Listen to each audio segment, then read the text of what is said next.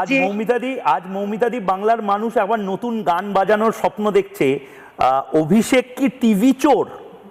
অভিষেক কি টিভি চোর? আপনি হাসবেন না মৌমিতাদি, আমি একবার একটা ছবি দেখাবো। আজকে অভিষেক বন্দ্যোপাধ্যায়ের বাড়ি শান্তিনিকেতনে পুলিশ হঠাৎ করে চলে যায়। আমাদেরও মনে হয় হঠাৎ করে কলকাতা পুলিশ কেন চলে যায়, ডাকাডাকি করতে শুরু করে, অভিষেক দা, অভিষেক দা, অভিষেক বাবু, যাই হোক। সেই ছবিটা একবার দেখব।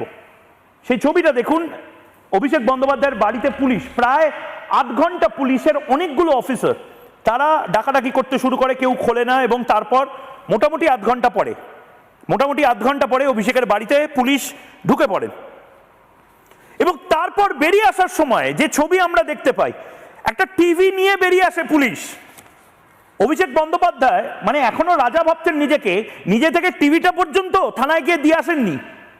আমার মনে আছে বুদ্ধদেব ভট্টাচার্য নিজে